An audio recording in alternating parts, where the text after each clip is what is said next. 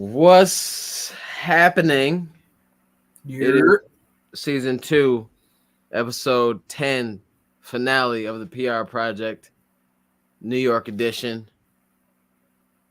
This is the last and final time that we will talk about New York City, unless we're talking about.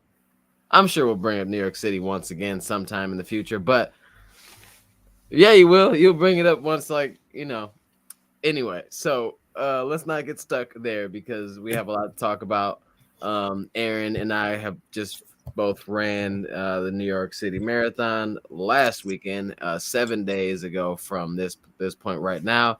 So I'd like to open up this episode of the PR Project Season 2 finale.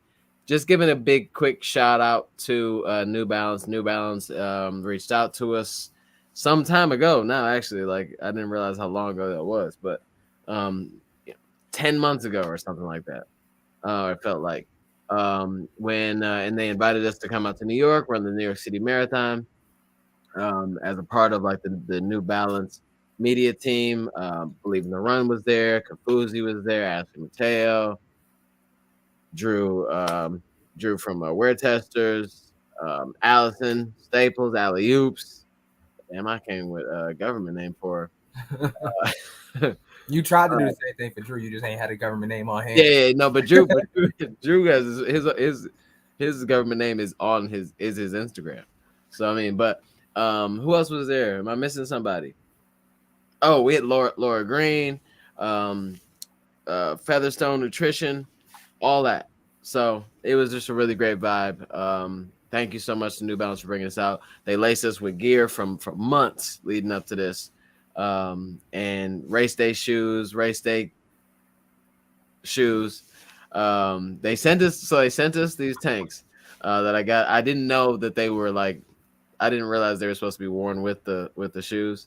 One said Tommy Runs on it, another one said Aaron, and they were nice, but we ended up going with Tracksmith fits because we were also Tracksmith athletes. So we gotta do what we gotta do. But thank you so much for the hospitality, New Balance. Yeah, they put us in a cool hotel. Very convenient. Very, very convenient. We had pasta dinner the night before. Yeah. All that good stuff. So yeah, they looked out for us.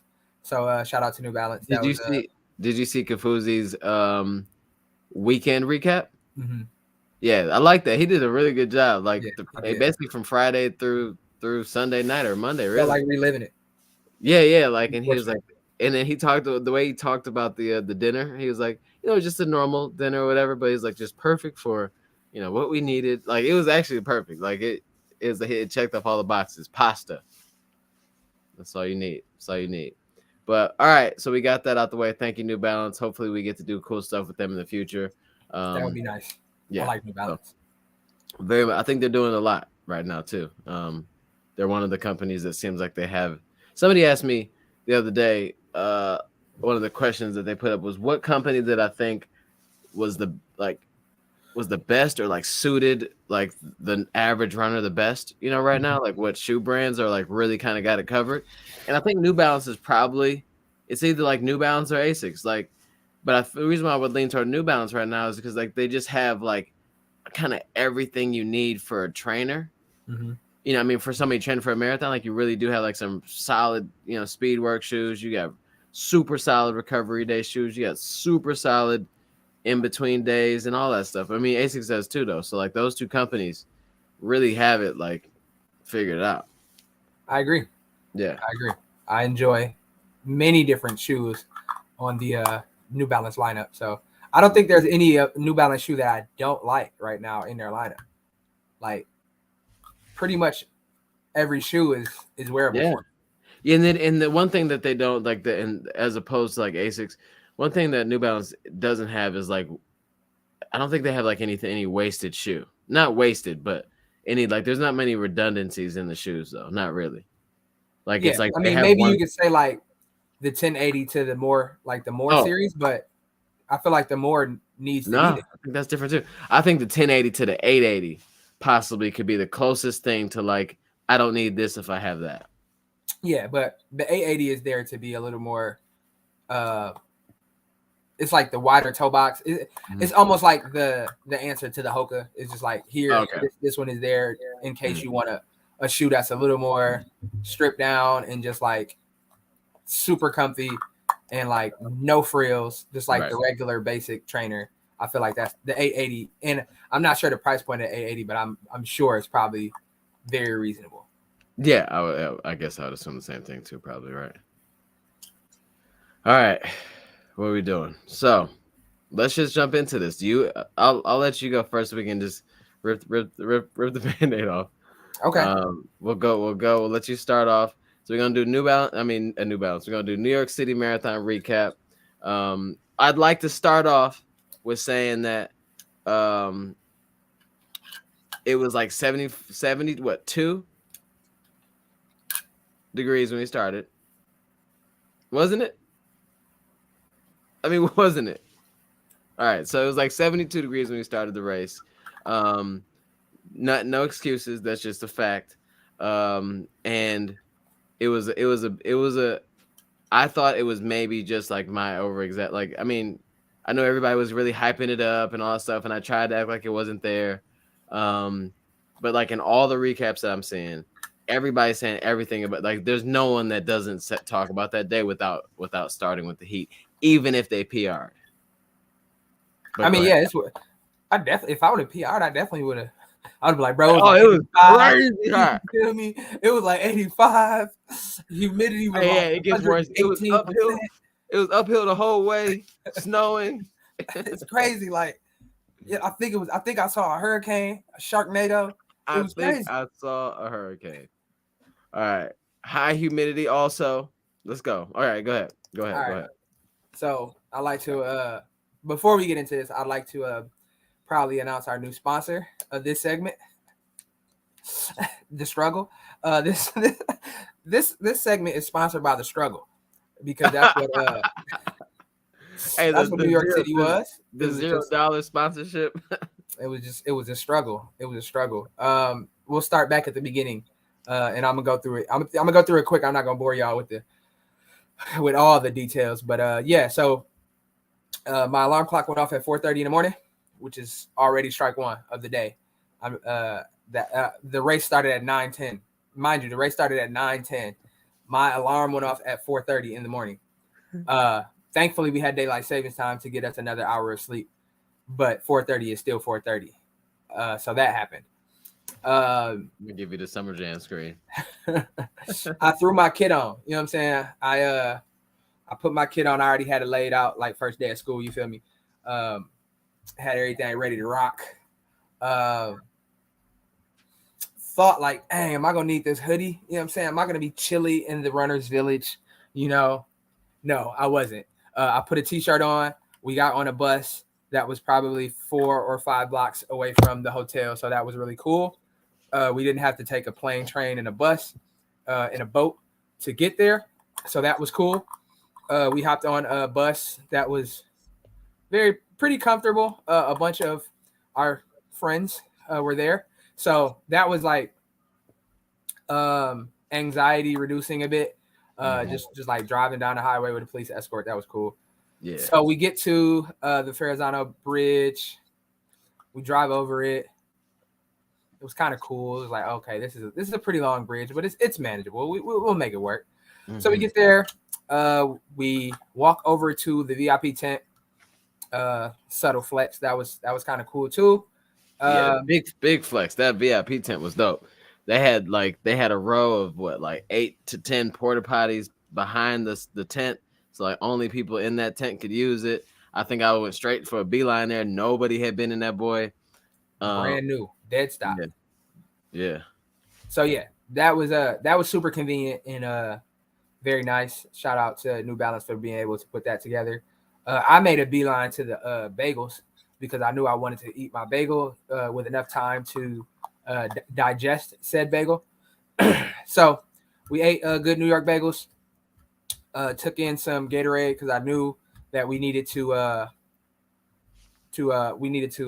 start hydrating and making sure we are getting our electrolytes in, because we were going to lose quite a bit.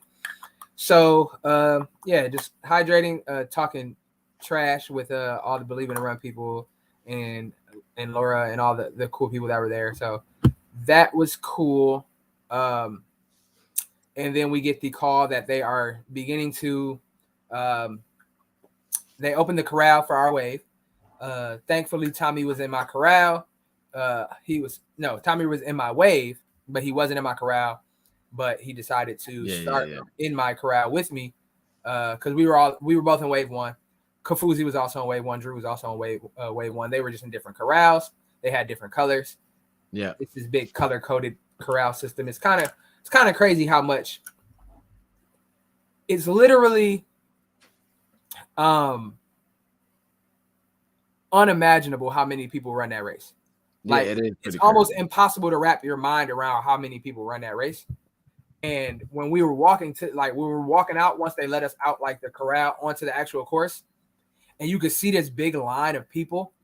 It was crazy. It kind of like threw my brain for a loop because I'm just like, there's no way that it's this many people, and we are in the first wave, and there are more people on the bridge below, and there are 40,000 people that still haven't even gotten to corrals yet.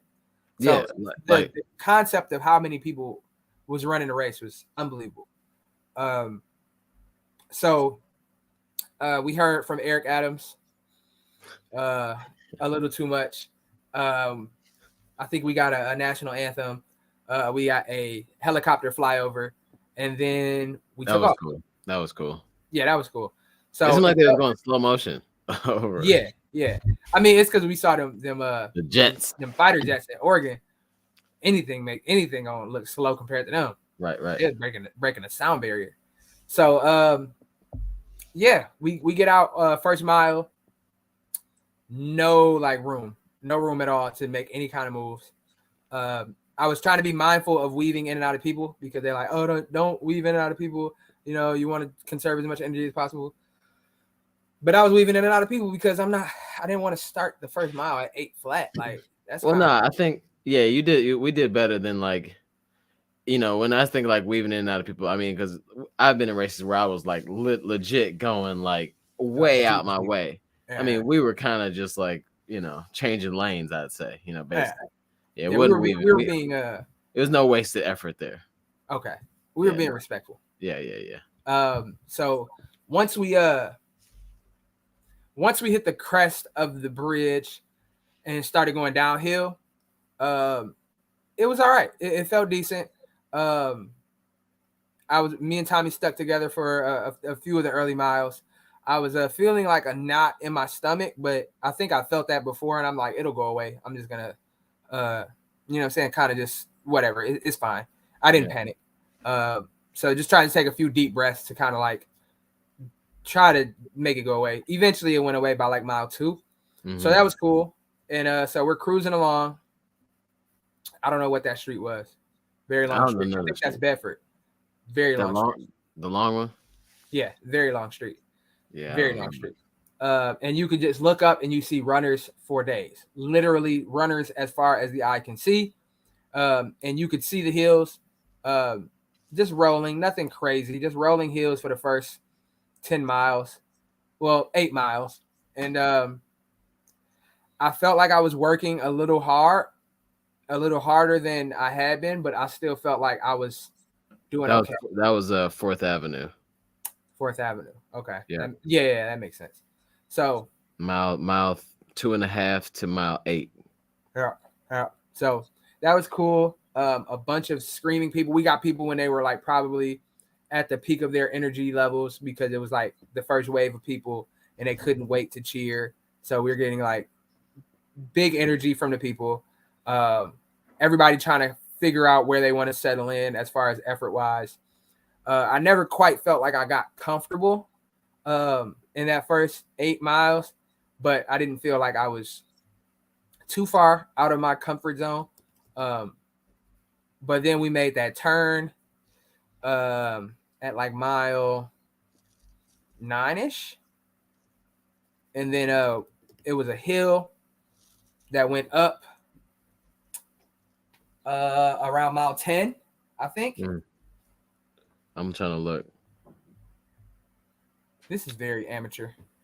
But Oh yeah, mile 10. You had to go over that little bridge, over like the.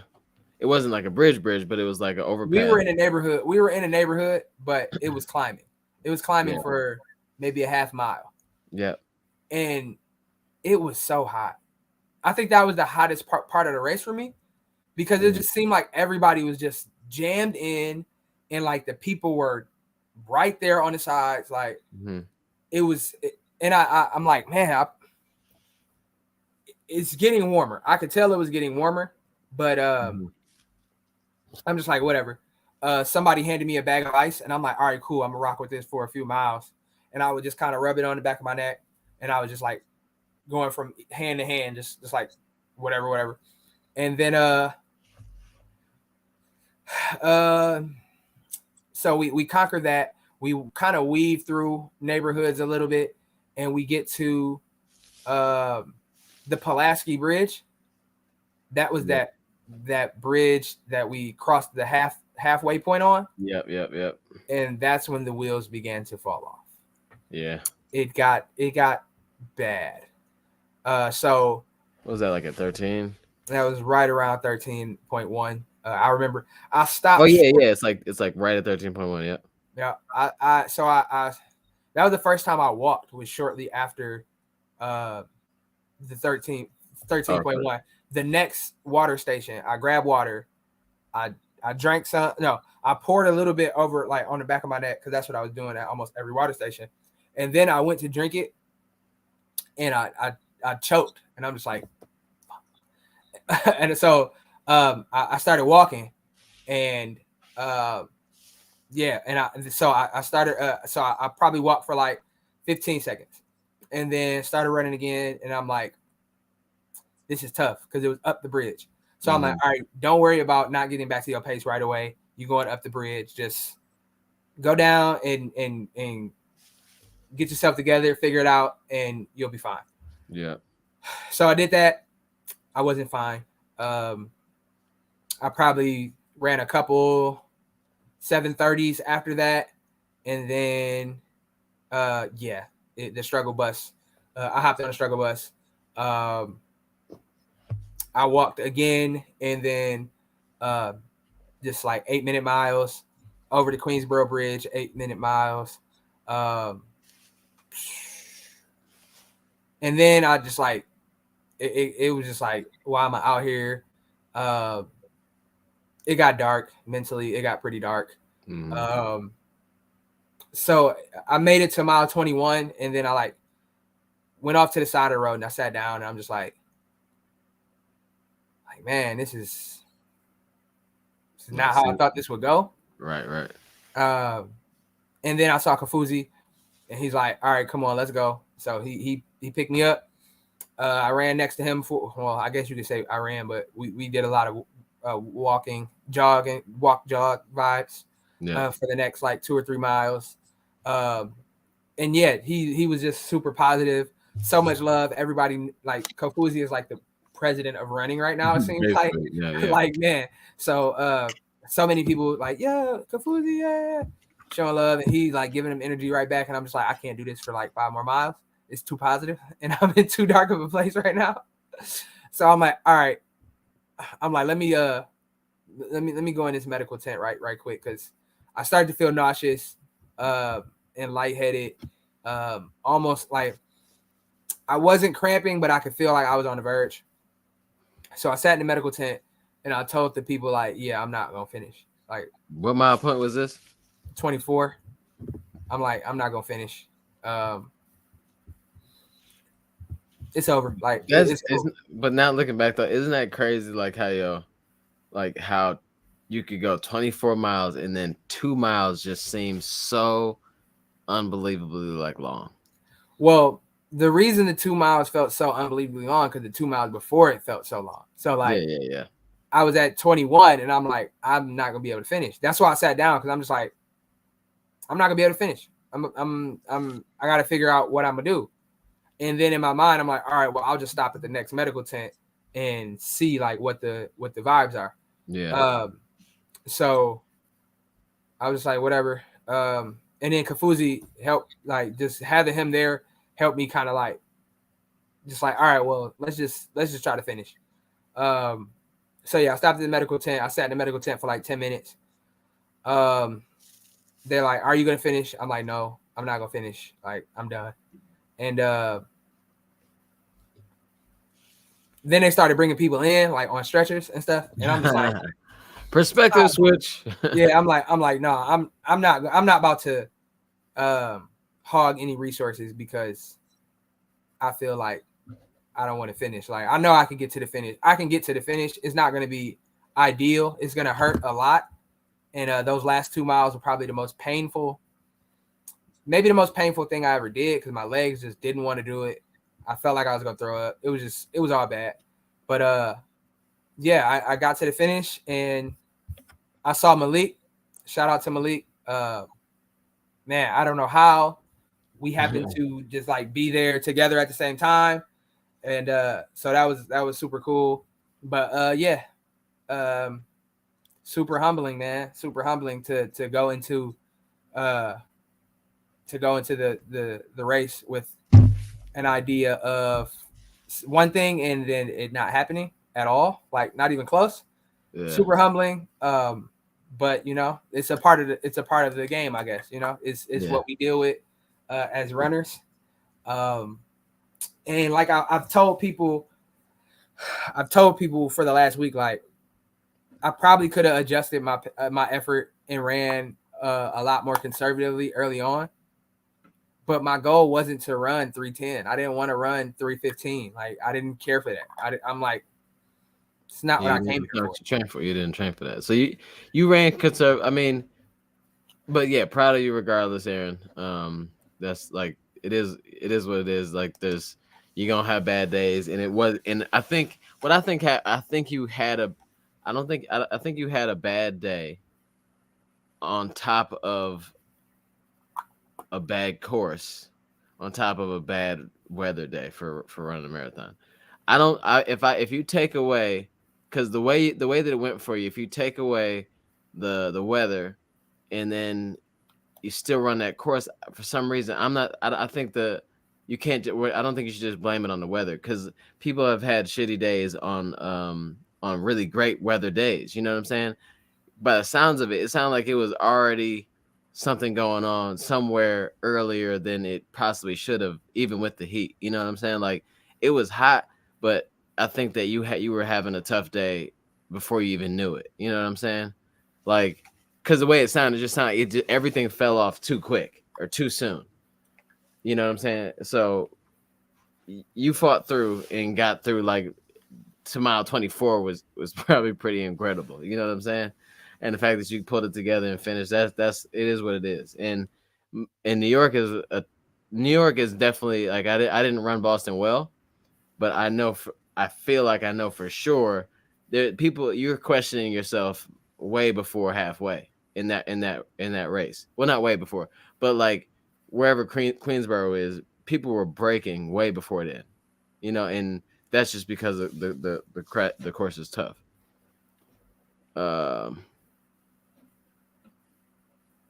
Yeah. But man, yeah, I think you should. I think you should still like. I know it ain't what you wanted, but I think you showed up like you were supposed to. If you trained for a sub 3, why set out? You know, why start off at 3:10?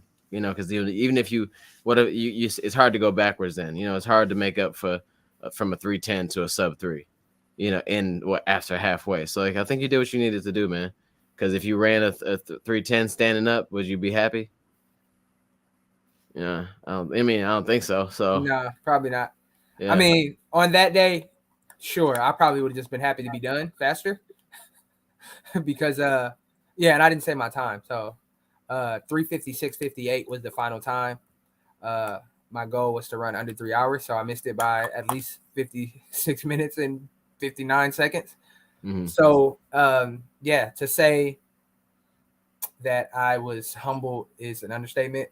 They say the marathon owes you nothing, and I think that was like perfect.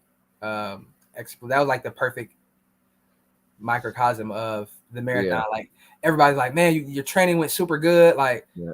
you ran all the miles, you did all the workouts, everything. Like it's okay. And it's like, yeah, you're right. Like the race didn't define my training block. I know I grew a lot from the training. And just to finish a training block alone is an accomplishment. Yeah. But that doesn't make the feeling that I felt invalid. Like I know that I have to feel like the feeling that I'm feeling. But I've seen a quote today earlier that said failure is simply an opportunity for a new beginning. So I like that because I'm not one to like run away or like try to put a different, like I'm not one to try to dress up failure. Yeah, no, you gotta and call it a lesson. Like no, no, like like, go ahead, it's live in that. Yeah, live in that for a minute. Yeah, and then like that's what I text you after the race is like that this don't define, you know, it don't define your training block. It don't define you for sure as a runner, but you know, like it is what it is. Like it's just like I said, there's people have bad races on the best day possible weather-wise, you know what I'm saying? On a flat course, on a downhill course, you know, whatever. It's just that it just happens. You know, you woke up that morning and whatever happens, you know?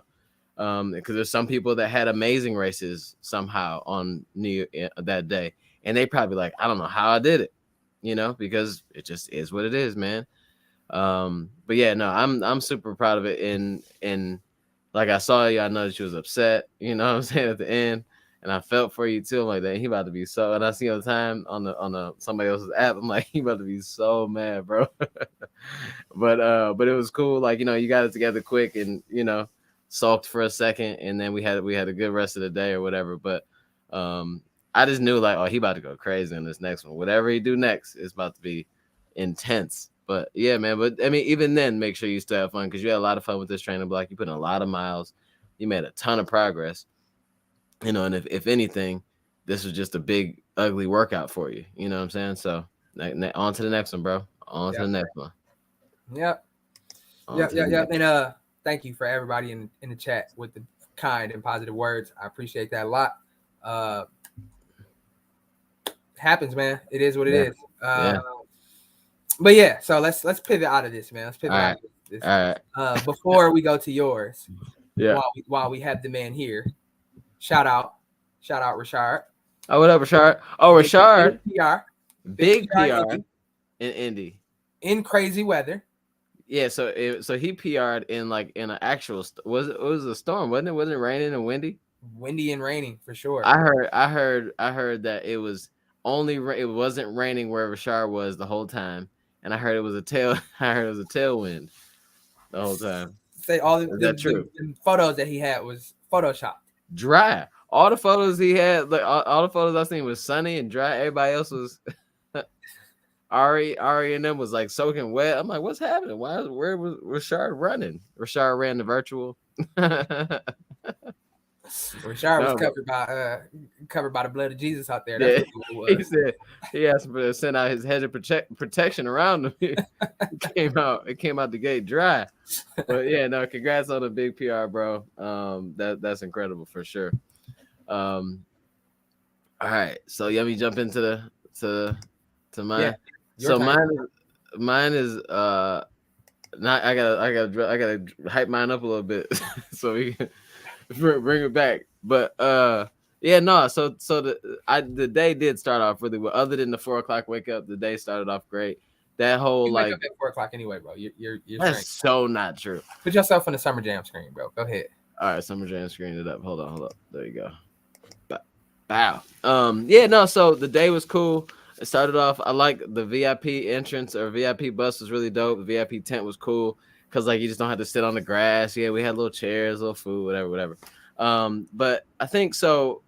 Just to go back a little bit, like I felt pretty like crappy, I guess, like the week and a half before the race. So I was thinking I was gonna limp into this race like I did in Boston, and I was like ready to.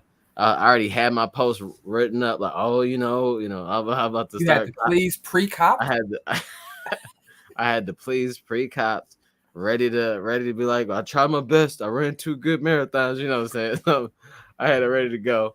But it like a week before the race, a week and a half before the race, everything kind of cleared up. It was fine. I did some traveling, which I thought was going to be. Hey, Shannon, focus, man. Shannon forever asking. Look, product guy. Focus. He always wants to Focus. know. Focus. It's You a ain't track. talking about that one. You talking about that one in the back? Oh, this one right here? I don't know. No, you know Shannon talking about the Tracksmith. Yeah, you're right. Oh, Shannon, always Shannon a company man. So yeah, it's a Tracksmith rain jacket. Man, guys, focus. It's a chicken salad. Y'all better come get y'all one of these. Oh my god. But no, so anyway, so I felt pretty good the days leading up to the race. No pain, no issues at all. So I was really excited about that. Got to the race, got to the start, and it was odd though. Like I didn't feel like I was about to run a marathon. You know what I'm saying? Like I never like what God, I'm cutting the comments. Oh, why is everybody going through this right now? Sniper gang in the comments today. What's happening, bro? Focus. Don't y'all want to hear my story? So, but I didn't feel like I was about to run a marathon. Like I just, for some reason, I just wasn't. I don't know if I had like tried to like lower my level of expectation or something. I don't know. But I'm like we start the race up this bridge. Aaron definitely didn't remind everybody that the ascent of the bridge is 1 mile long. Like it's the longest bridge in the world. And so you don't actually when you crest it, you're at like 1.25 almost. Finally coming downhill. Saw Alicia Montagna, my bad. Alicia Montagna took a picture with her. You saw that? Did you notice I like stopped trying to take a picture with okay. Oh so yeah. I'm like running with her. She trying to phone with her phone. So that was cool. But got on to I stayed with Aaron for quite a bit. It was kind of a lot going on in the beginning too, because like we were on our own route, but on the left you could see the people that had come under the bridge, you know, and then at mile like 3 or 4 or 5 or something like that, then you had other people coming from the right side. Like they had 3 different lanes all like merging into one onto 4th Avenue. But I felt pretty good the first few miles. The first mile was like at 7. What was the first mile? It was like 7:30. So like 7:25. Yeah, 7. Like mine had 7:28, and then 6:15 at the next one, and then 6:39. And so like I felt decent right then, but like it was already at mile 3 or 4. You realize it's gonna be a really hot day. The sun was just beaming. It was supposed to be overcast, but it was definitely not overcast until much later in the day. So the first like 1 through 10, I think the average probably for me was like 6, except for that like that 7:28. Everything was right around anywhere between 6:15 to 6:29 or so. And then that hill that you was talking about, that hill in the neighborhood, that took me down from 6:29 to 6:51. Like so, it was like just a 33-foot incline for that mile, but it just seemed like it was, I don't know what it was about it, but everything was going fairly well. It was hot. It was a lot of water, a lot of like splashing water on my neck, so like I had done this panel with Mev or whatever, and his biggest thing was he said put water on the back of your neck and put water on the insides of your wrists. And I've always seen people do the back of the neck thing. I've even tried it, and it does kind of help a little bit, but like for some reason, maybe because he told me, but for some reason, like every time I put like water or that ice on the inside of my wrist, I felt like my arms cool off like almost immediately, you know? So whoever's like listening, definitely try the inside of the wrist for like ice and water while you're racing in the heat. It seemed like it helped me out a lot, or just kind of briefly, but everything was cool until like we got to mile. Because I was trying to remember, Aaron, you had told me mile 1. What'd you say? 9? No, I remember. 1, 10, 15, 16, 24. 24. So I was the whole way along, like, because Aaron was telling me which miles were gonna be slow, so I could at least like, you know, relax on those miles and not feel like I'm losing ground. And I kept trying to, like, every time I feel like I was having a hard time though, I'm like, is this one of the miles? You know, because I couldn't remember what you said. And so, but when I got to 15, 16, that's that Queensboro Bridge. The Queensboro Bridge is probably it's like the worst moment in that race, really, because like it's this random incline that lasts, it seems like forever. and it's not like this steep incline. It ain't like the first bridge, but it's far enough into this race where you've already done enough elevation up down that it just seems like it just breaks you, because it's this huge crowd. You come off onto this thing, and then you're on this quiet bridge. And as soon as we got on this bridge, so many people just you saw they like their spirits leave their bodies, bro. And I They just, think the worst part of the Queensboro Bridge is you really can't see where it crests. no, you can't. It's because it's like one of those. It's one of those metal bridges that has like the thing over, like a train. I don't know what's over it, but it's not like a normal like bridge where you can just look up and see the sky. I think it must be a bridge over it too, or whatever. It must be like the streets over. I don't know, but like you can't see anything in front of you except for people, and people are stopping, like hands on knees, like just like, and I'm like, maybe I should stop, because like it was just getting to that point where I'm like, I don't, mentally I was gone. Physically, it was just like, I don't know what's happening. Like, because you told me 15 and 16, and I was hurting halfway through 15. And I'm like, I don't know if I can, maybe I should stop now and walk and catch my breath. And then, because it doesn't ever look like you're going to get to the top of the damn hill. Like, it just doesn't. Like, so I'm like, oh, this is tripping me out. You know what was throwing me off too? What? There were numbers on the side, like on the left side. Yeah, yep. And I'm just like, what do these numbers mean? Yeah, I think I saw one at one point. I'm like, what is this? I was like, bro, what do these numbers? Like, I'm thinking in my head, like, all right, do they correspond to how long it'll be until we're off? Like, what's going on? I couldn't figure it out. It was crazy. And then, so what I did though in that moment though, like before I was about to pull up and stop, but then I'm like, just keep, no matter what it is, just keep moving. And then I got out of the way, off to the side, like I got to like the wall, the divider, and I just like ran there, like, because it felt like I was running my own thing, like it wasn't like behind anybody. I just like put my head down. I knew I wasn't gonna trip over nothing, and then just plugged away, and then eventually you finally get to the top of the bridge, or the top of like this hill, and then you start to kind of go, come down or whatever, and then it like spits you out back into, what is that? That's the Bronx, right? Yeah, that was the Bronx.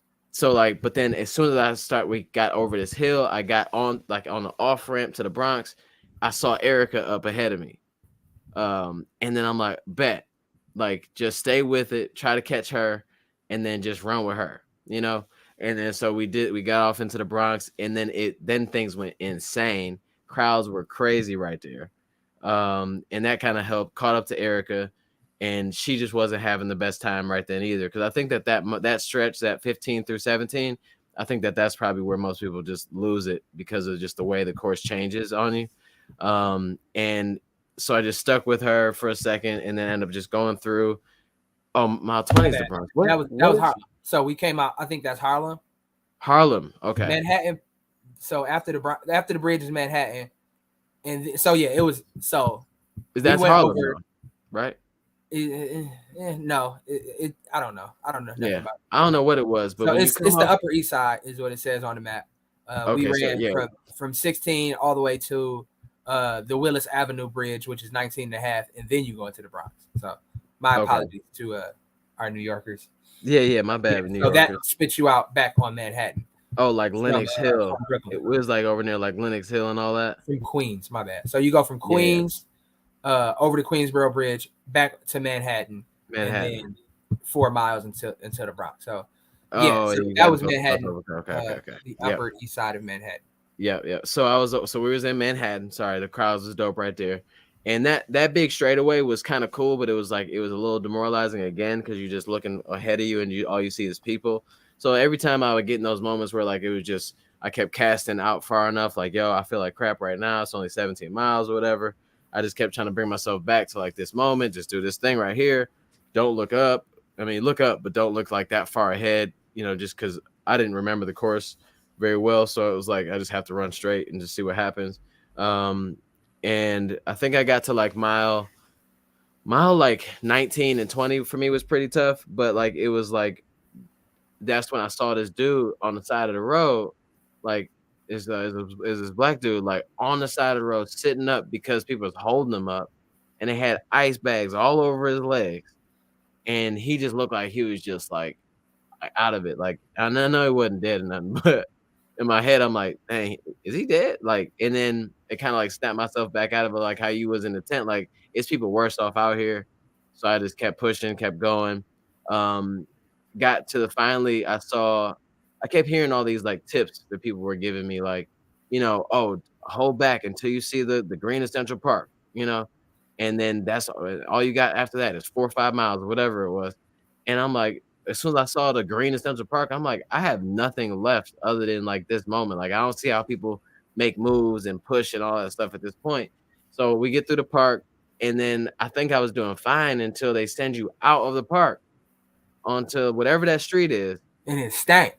And it stank, and it's all uphill from there. And then you see this that big jumbotron at the end of the street. It don't seem like it's getting no smaller or no bigger.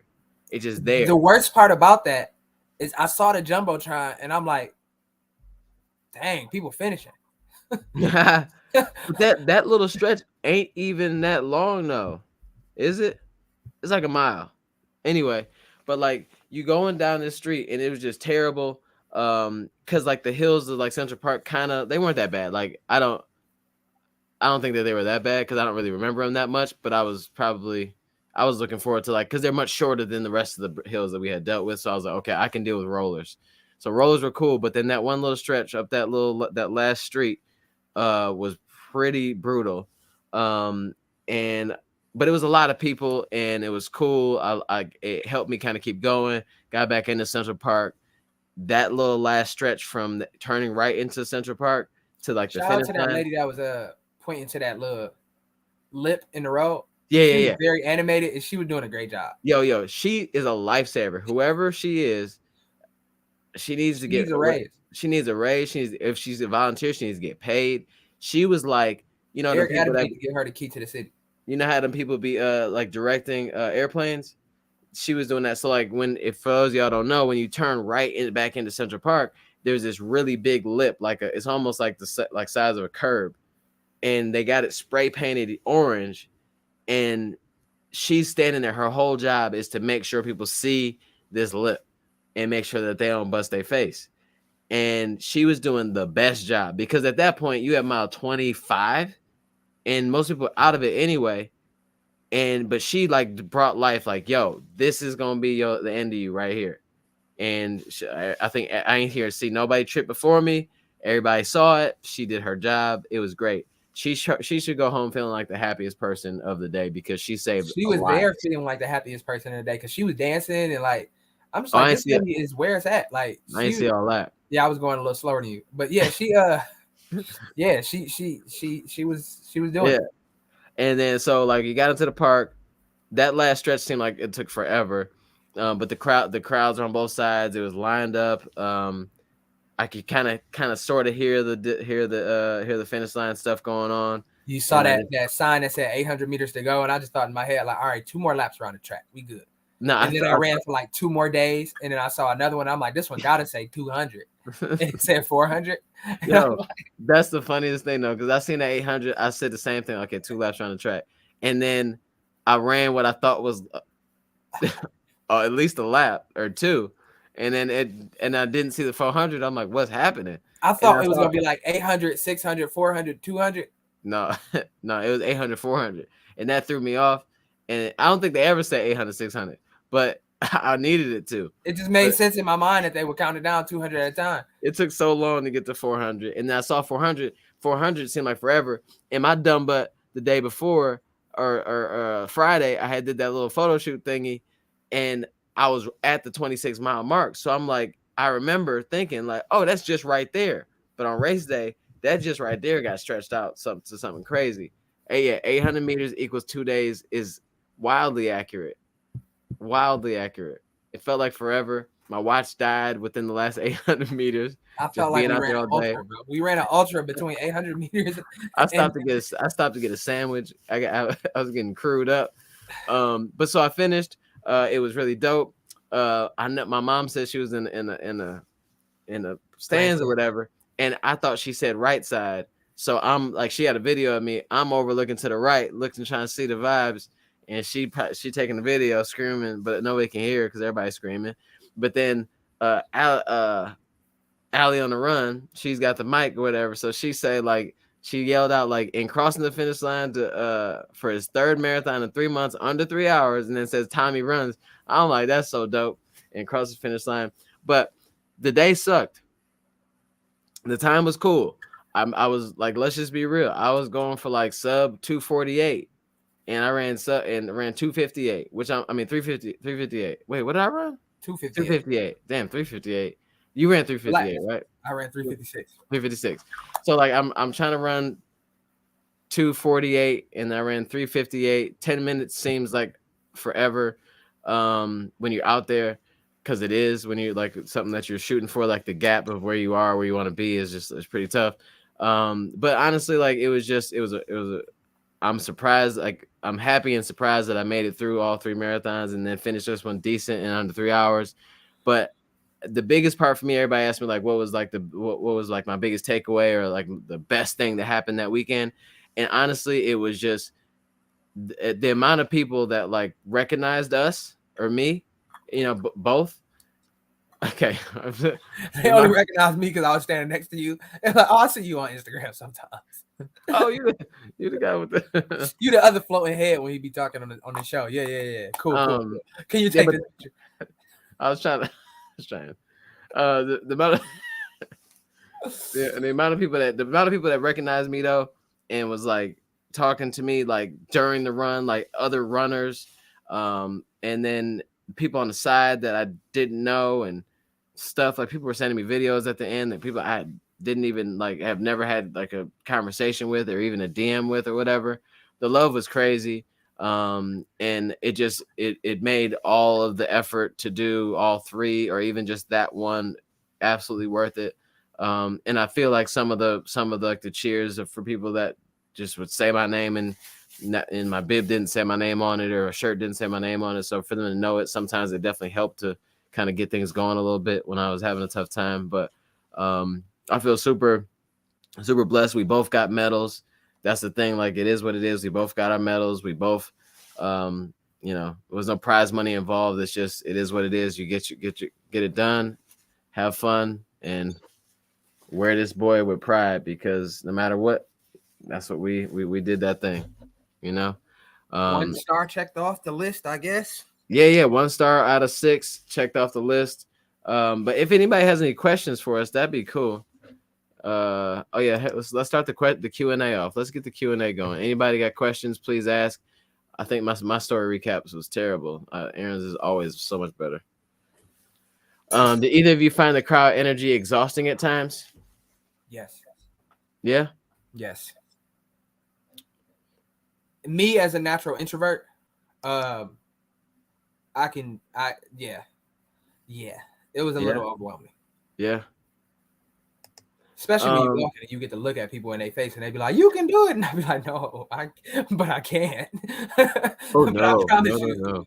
I promise you, I cannot. Hey, no. I think that for me, it was actually. I think it was fine for me. Like I'm not even. What? Wait, do it again.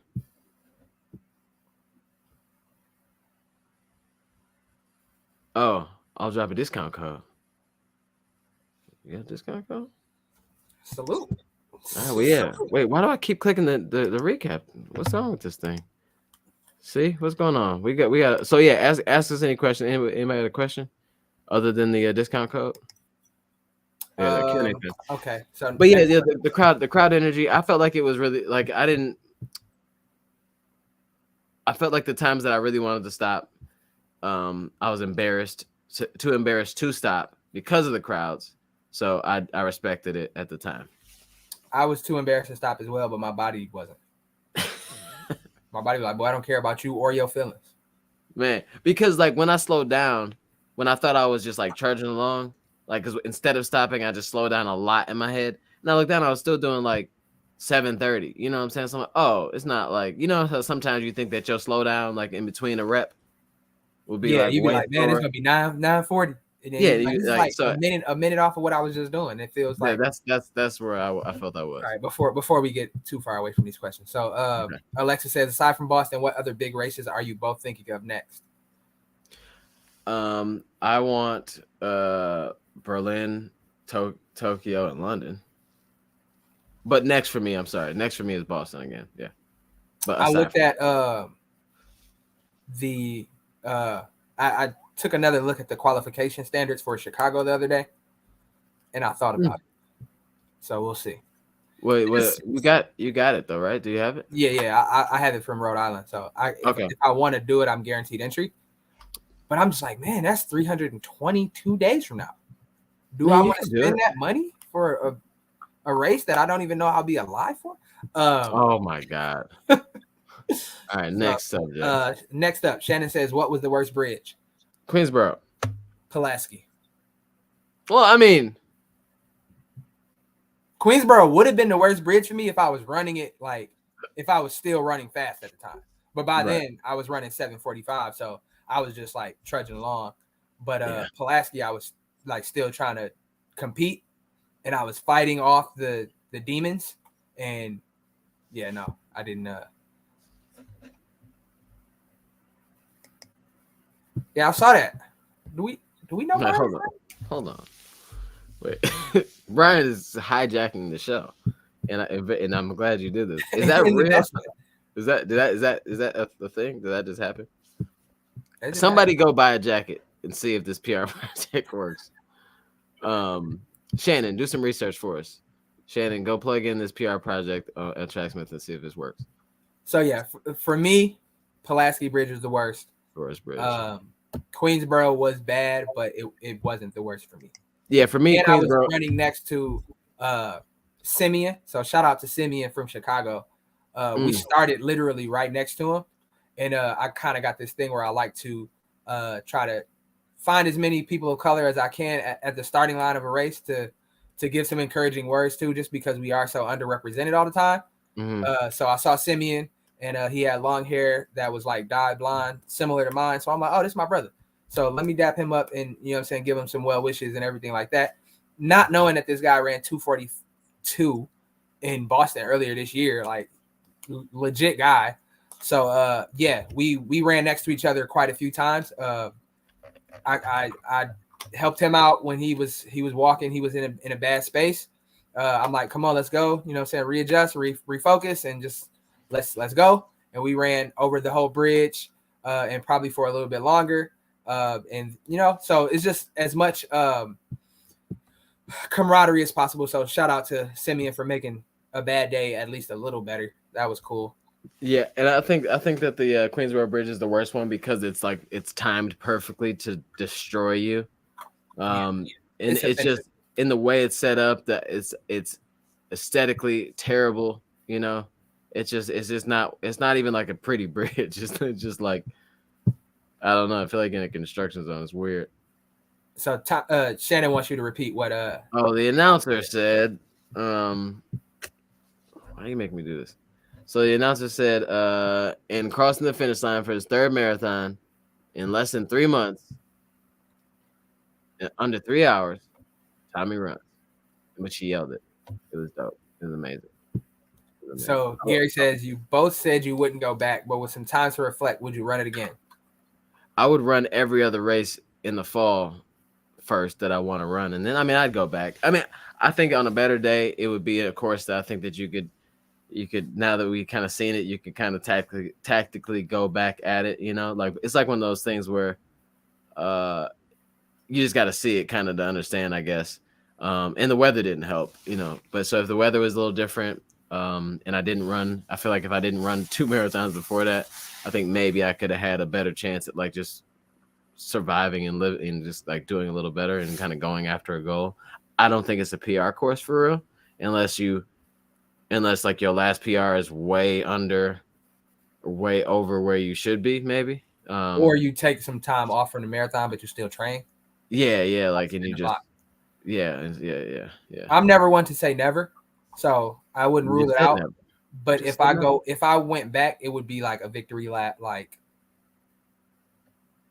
let me go run the New York Marathon to enjoy everything that the New York Marathon has to offer, rather than putting a bunch of pressure on myself to run a goal race in New York City. So I think it's obviously it's a super cool race in one of the coolest cities in the world. So yes, I would definitely go back, but I don't think I would race it. I think I would kind of take the Kofuzi route and just like enjoy the experience. Yeah. Oh yeah. So Pulaski that was that one that was just all sun. And it was the Joe Robinson special.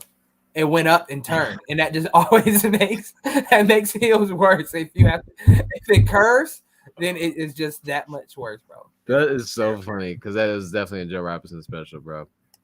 The cool part is we can just talk about Joe we want to. He's not ever gonna watch the show. Facts.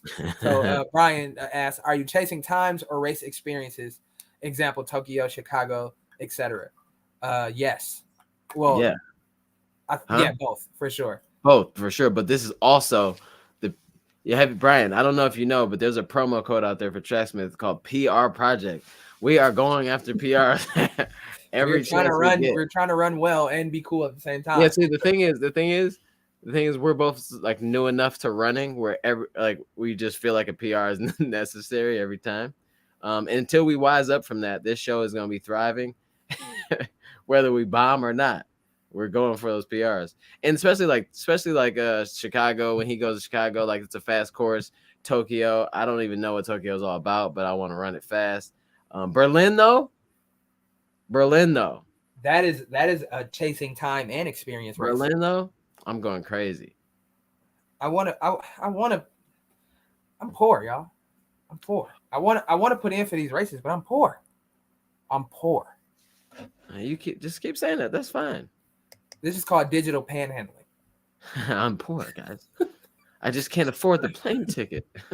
Next up, Tommy, what was your biggest key to running sub 3 in New York City? Was it more mental or physical training? Physical training. I just had to say that just to make sure nobody ever thinks that it's more mental than physical. The key to running sub 3 for me was to make sure my body was ready to do so, because I feel like it was both mental and physical, because I definitely went into New York knowing that I could run a marathon. Like I just did it twice. I didn't know how much the two marathons were gonna affect this one, but I did know for sure that I'm fit enough, I think, to run a sub 3 almost anywhere. Barring big disaster. So I just went out with somewhat decent pace and just tried to see where I was going to go. I got the half point and I was at 128 something. So I'm like, that's crazy. I was at, I went through the halfway point at 129 and change or something. I was like 128. I think I went through half. And then I was like, okay, well, the 248's out the window. I knew that before, but I was just like, I needed to see it. And I was like, oh yeah, that's out the window, because I knew it wasn't going to get flat. That threw me too. Cause knowing that it doesn't get any getting easier. to half and feeling bad. And then remembering that people said, oh yeah, the worst part of the race is in the back half anyway. Yeah. I'm like, okay, this is going to be. But I think one of the biggest keys for you running sub 3 in New York was running sub 3 2 times before New York.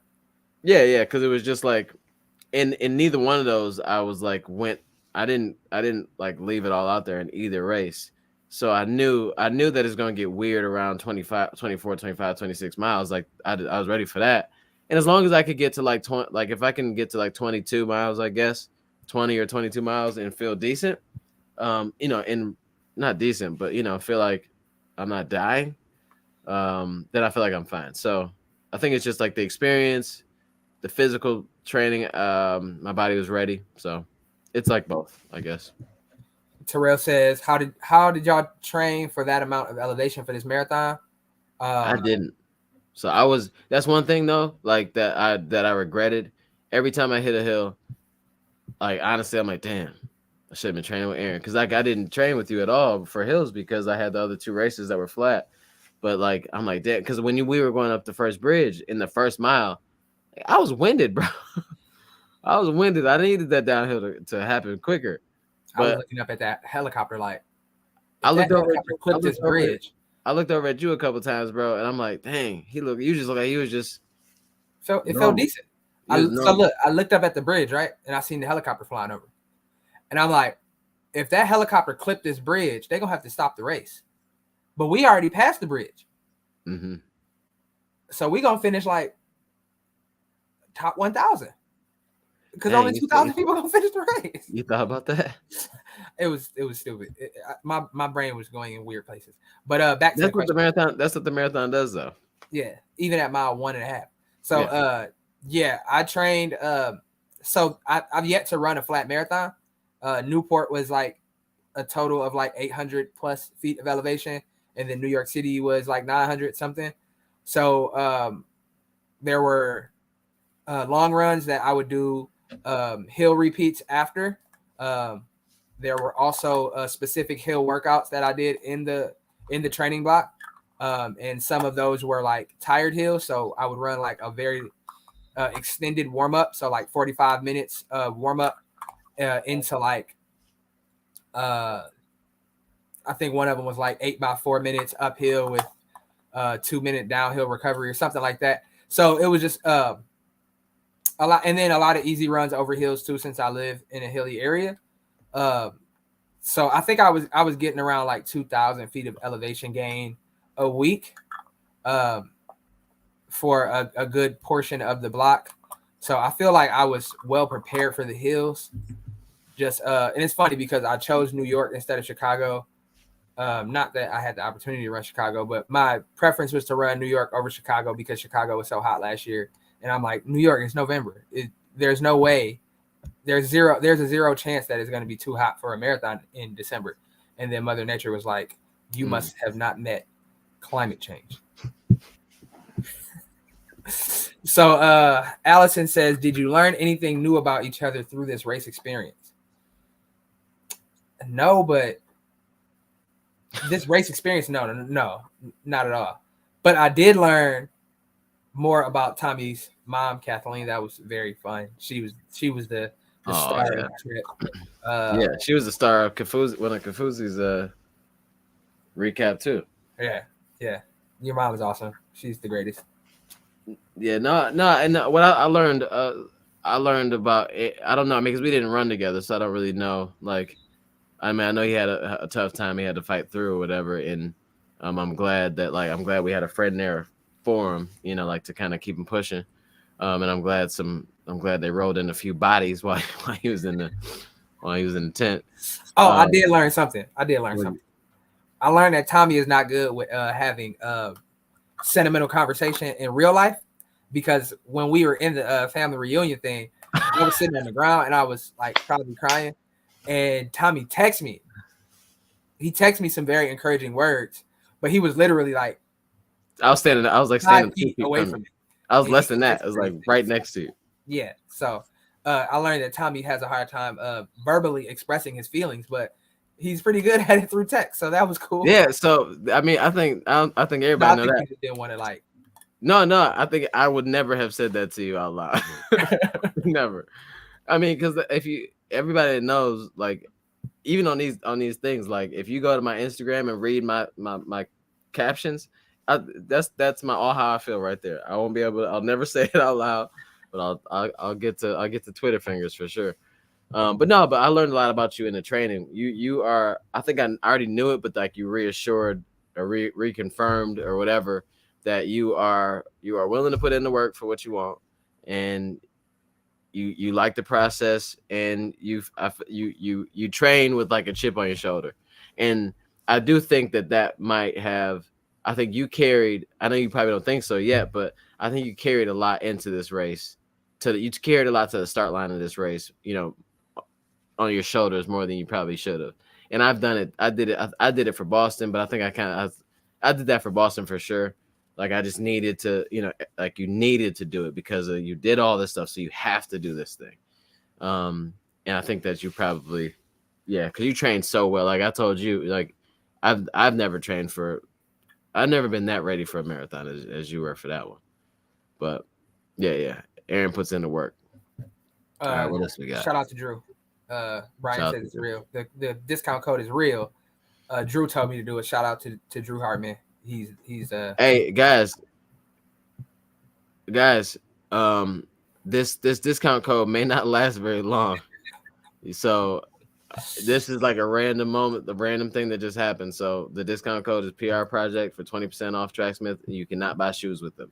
if you ever had your eye on something at the Tracksmith website and all you needed was 20% off of it to buy it, this is the time to do it. Now, Brian says CIM question mark. CIM, not for me. Not for me, but Joe's running CIM. Joe's running CIM. Who else we know? Kafuzi's running CIM. The guy that I mentioned earlier, Simeon, he's running CIM. He needs his redemption. So CIM is interesting. Okay, what else? McKinley asked Tommy, "What's your favorite race?" He put you on the spot with that one. Good question. Great question. I mean, my favorite race is Glass City because I PR'd there. But I think that okay, this is kind of against what I said before. I think New York. I mean, I don't like the course, I guess, but I think it's my favorite. Like it's my favorite event because like Boston was really cool and it's like legendary or whatever. I don't know if you got to experience Boston quite like it could be yet. Yeah, no. So far, the best experience to me, like crowd wise and the weekend in general, I think New York. And then it was probably because I got to hang out with you for it. We was doing the subway, like we really kind of experienced New York kind of like in a cool way. That Boston didn't. You know, Boston's all like Ubers. You know, like you could get on the T or whatever if you want, but you don't really have to. New York, you kind of have to. So it was kind of cool. I like the whole vibe. The whole weekend in New York was just better to me than both Chicago and Boston.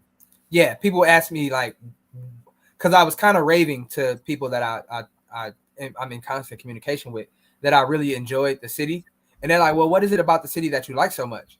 And I'm just like, I like the connected feeling of New York City. Mm-hmm. Like everybody has something going on, but like something about being on the subway and not being like we live in the Detroit area, and it's so set up for like everybody to drive their own car and be in their own bubble. But like that subway just really makes you feel like everybody is connected. We're all working towards a common goal almost. So I really enjoyed that about New York City. And that was my first time in New York City. So that was really cool. So Alexis asked, do you think if you take out the weather factor, is New York City harder than Boston? Yeah.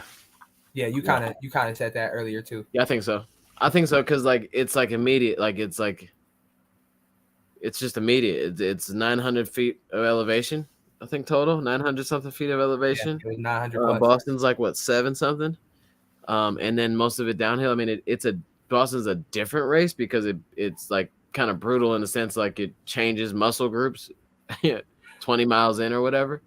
But then like New York is just a grind, like from the beginning. Like if you're not ready for hills or whatever, it's just a grind, you know. And there's a lot of straight streets, which you can kind of zone out and go straight. Or if you're already struggling, if you're fine, straight streets cool, go. But like if you're having a tough time, like that long no turn, it gets just really so bad. Much distraction. Yeah, it gets bad. Like I could never really like lock in because it was just so much distraction. Because it's like, okay, this person just poured an entire gallon of water on their head. Okay, I'm watching this person like take their gel. I'm watching this person like trip. Oh, they just tripped. Whatever. I'm watching somebody's abuela over there giving out elote on the side. Like it's just so much stuff to distract you. And it's like, man, I can never like. It's a lot. I think what we have to do better next time for sure, because I messed this up for all 3 of my races.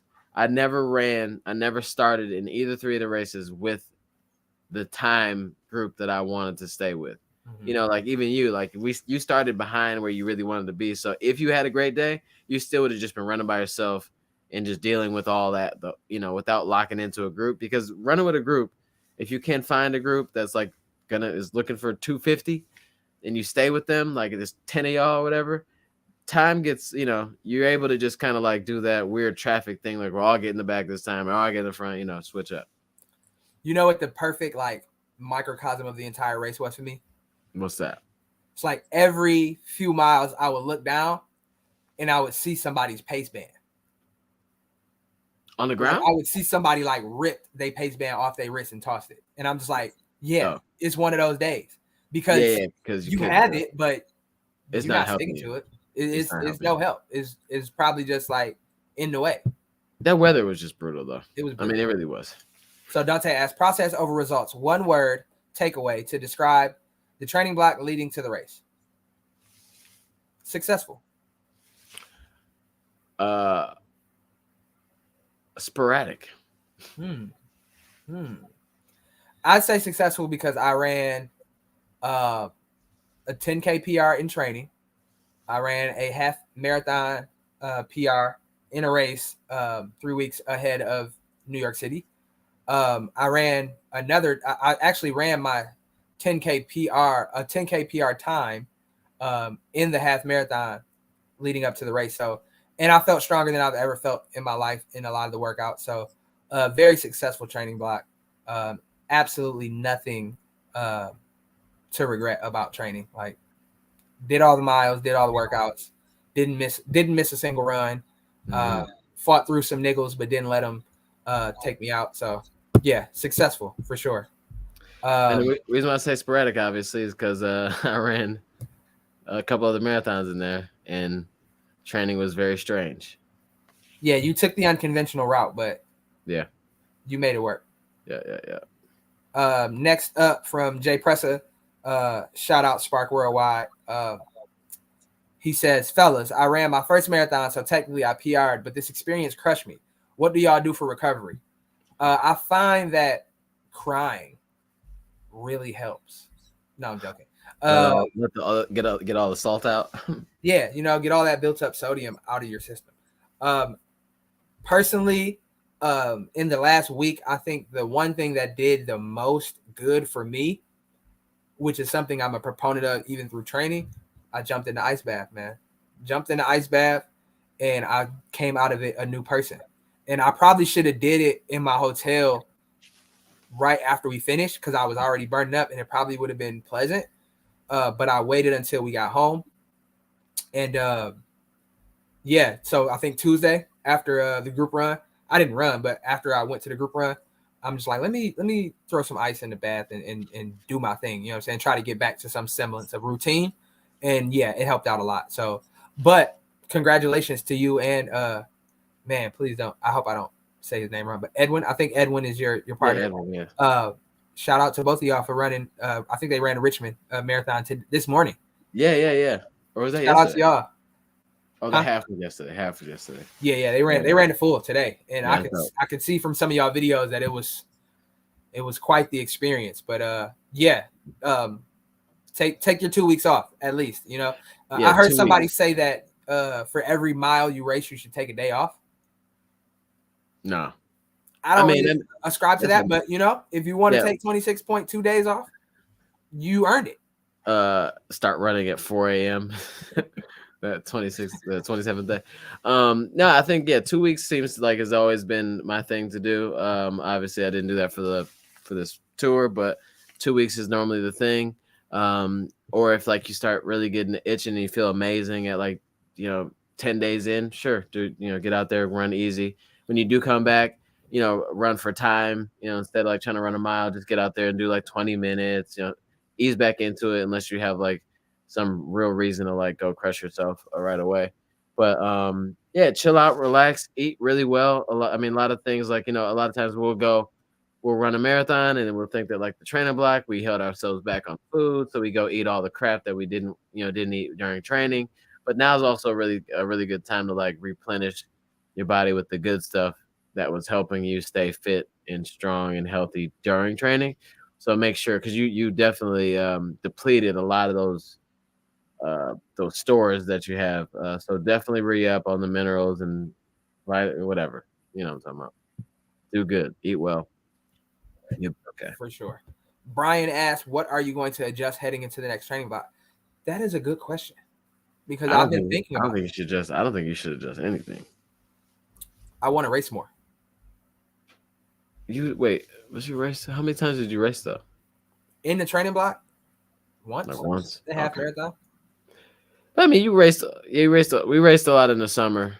Not a lot, But but we raced in the I summer. ran those races as workouts. I want to like just race. Yeah. So kind of like de-emphasizing the idea of a goal race,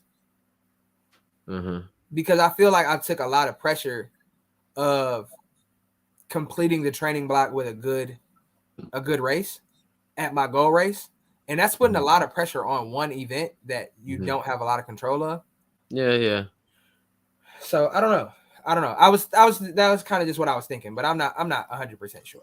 Yeah, I mean, I feel like if I race more, I think I'd still have that as my goal. I would still have it as like my goal race, no matter what happens, I guess. Yeah, I wouldn't race more marathons in the block. No, yeah, no. I mean, no, I meant like like 5Ks and halves or 10Ks, whatever. Um, Especially if you have like an extended, like if you do like an 18-week or something like that, then you can kind of you have more room to go up and down and take a day off if you get a little too crazy.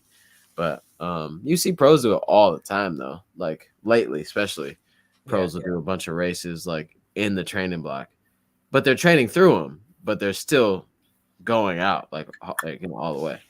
And I think I might chop a couple weeks off of the front end of the training block. The training block got pretty long. There were some days that I was just like, bruh, I'm still 6 weeks out from race day. I feel like I could race today. Yeah, for me though, like I didn't have a traditional one, so I'm gonna go back. I'm gonna go into mine like looking to do more traditional stuff, but then stay in the gym longer in the beginning. Hold on to that like regimen long as possible until I feel like I have to do away with one to make sure I stay healthy. But I definitely want to have more strength in this so I can stay on the healthy side of things. I might put this on a shirt. If everybody dies, I can win. That's amazing. That's like the greatest thing that Allison's ever said. You're welcome. I know we late. We running behind on these comments because they were. Oh yeah, sorry. We were saying it, but all right, you're welcome. No, there's no more questions. That's good. Yeah. So yeah, no problem. Yeah, and our DMs are always open. We're here to help provide any information. And yeah. So yeah, CF half marathon, awesome, great, McKinley. I hope you do well. Yeah, stop running so fast early on, and you'll have better races. I promise. Yeah, you gotta pace yourself. Gotta pace yourself, my boy. Brian says yes, 100%. Race more. Have some fun. It makes the small race day stuff more routine, which I think helps when you have an A race. Is less to focus on. This is exactly what I was thinking. Like this is what I was thinking about. Like when you race like less, it makes every race feel like life or death. Yeah. But when you race more, you take the novelty out of the entire. Yeah, I can see that. So I don't know. Even if that last one is your goal race, you still like have checked off a bunch of boxes, and you feel like there were still some things to be had during the training. Yeah, I get it for sure. And then this one, I like this one because I actually looked because I've done Inside Tracker before, got blood testing, but like I oddly felt really dizzy last night, like to the point where I laid down and it was like the room was going strange, like super strange. It wasn't last night, it was Friday night, I'm lying. But so I thought about like getting blood tests because like like obviously you could be depleted like iron and weird stuff like that. So I'm gonna look into it a little bit more. I've got Inside Tracker before and it was great. I didn't take heed to anything that they told me.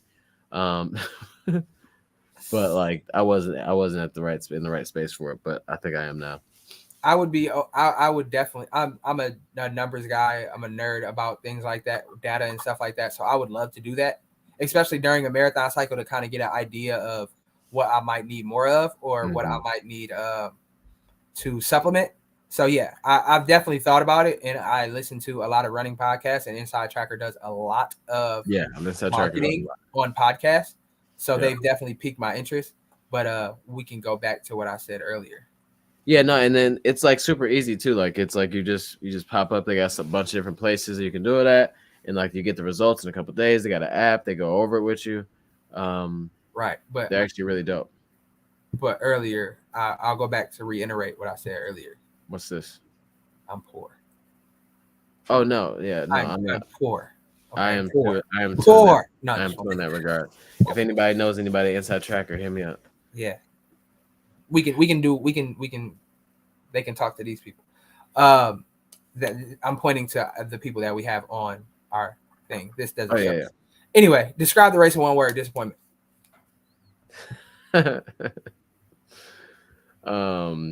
Yeah, that was no fun.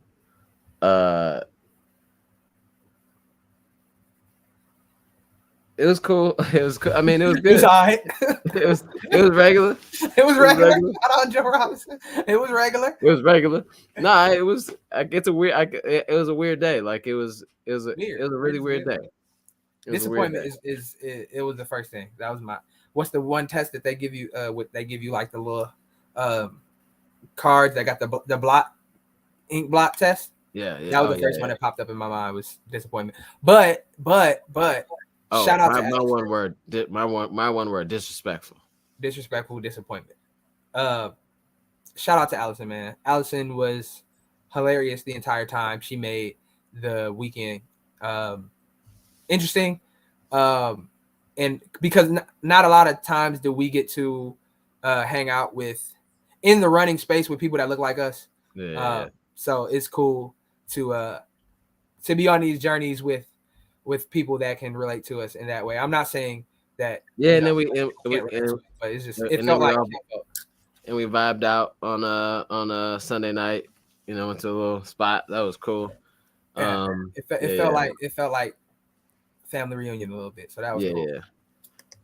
And then Alexis said, "Are you guys turkey trotting?" So I had this random thought today. I'm like, dang, I should run a 5K on a turkey trot. And so I messaged Melissa, like I texted her, it was like, yo, Tyler, talk me out of this, please. She's like, well, it depends on what you're trying to do. And I was like, okay, I'll chill. Because like you were gonna tell her I'm trying to run 16:30. Yeah, I can't. Yeah, because like when my thought was, I was like, so you know how people lead with their ego? Yeah. I was definitely ego type texting because I'm like, how crazy would it be if I came right back and then ran the turkey trot 5K and like PR and won it and won it. No, the Detroit turkey trot is no joke. People show up. The winner gonna be running 14 something. Shout out to Gary though. Gary finished top 3 in the Masters category last year, right? Yeah, man. I can't wait to get in the Masters category so I can watch Gary. Wow. That's crazy. Shots fired. So yeah, it looks like people are taking advantage of the discount code already. We don't know how long that discount code is going to be active. So cop heavy now. Go get your winter/fall essentials because I'm a Tracksmith ambassador, so I'm gonna give you all a little free game. Tracksmith got gloves, right? I bought this pair of gloves, and these gloves will probably only be good in Michigan for like another 2 weeks. But the gloves have a cutout on the inside of your hand that has a different material. And we're all runners here. We know how snotty things get when it's cold outside. You don't always have tissue on hand to wipe. But these gloves are specifically made to wipe your nose when you out there on the run. The Inverno gloves, man, you got to go get them, man. I ain't noticed that. I'm telling you. They in my bag. I still haven't unpacked from New York City, and I brought them just in case, but it was 70 degrees. But, yeah, I thought that was a super cool, like, nod to, like, yes, we get running. You know? Like, so I thought I had that. Definitely get those. I'm sure the No Days Off collection is coming soon. That is and essentials for winter are the tights, the turnover tights. Those are super dope. They look thin, but those are just what you need. Obviously the No Day Off if it's like super cold, but for the most part, if you grab yourself some turnover tights, you're gonna be straight. Grab some of them base layers. Really, you can get through the winter with the turnover tights and some base layers in them gloves, and get you a hat or the ear coverings. Oh, Chill. where is it? Oh, that one over there. You? Chill. Yeah. I may have been neglecting this plant during marathon training. That's my story. I'm sticking to it. All right. If you go back through the previous episodes, it gets healthier and healthier if you go back. You go backwards. It's dying. It is not doing well, and I apologize to the plant for the things I've done. 2021 Detroit Turkey Trot Masters champion. You was a champion? Yeah. Salute emoji for Gary. I can't wait to change. You got to go back and defend that title 2022. Was it 40 years old? It's 40? Yeah, you got a few more days. All right, Gary, Gary, watch yourself, dog. Watch yourself. But all right, y'all. This is the longest one so far.